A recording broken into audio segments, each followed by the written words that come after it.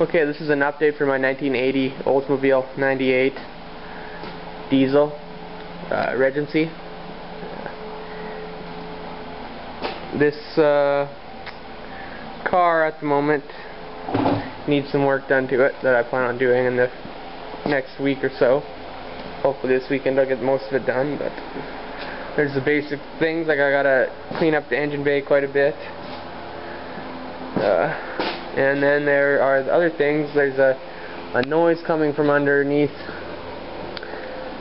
between the engine and transmission area, and I don't know what that is yet, so depending on how big of a fix that is, might have to, if it's a cracked flywheel, I'll have to drop the tranny, and I do have an extra flywheel from another Oldsmobile diesel that I could use if that's what it is, but first I gotta figure out what it is, and then to make sure.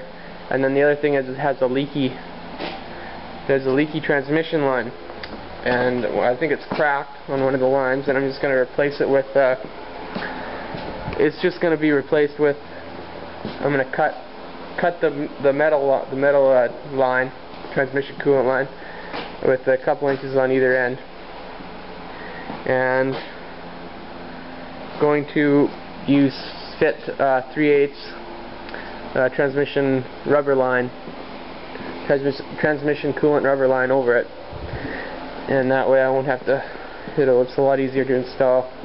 And as long as you make sure there's no crimps when you install it, like you don't put it in on any sharp angles, you'll be good. So, and then it also needs, I need to figure out, there's a shifting issue.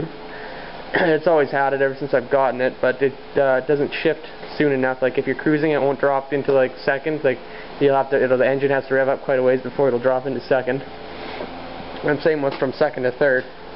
So I was told that it's a vacuum one, so I have to figure out if that's in fact is what the case, what's the matter with it, if it is a vacuum line or not, and if so, see if hopefully I just need a new vacuum line, and hopefully it won't be something more costly or hard to figure out.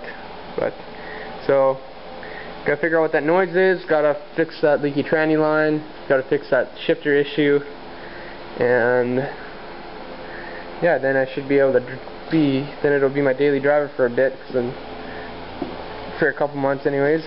Oh yeah, and then I gotta, like I said, clean the engine bay. It's kinda dirty under there. And yeah, so hopefully this weekend coming up, I'll be able to get most of the work done, and then hopefully within the next 2 weeks by the latest I'll be driving this thing. So yeah, that's the update for now.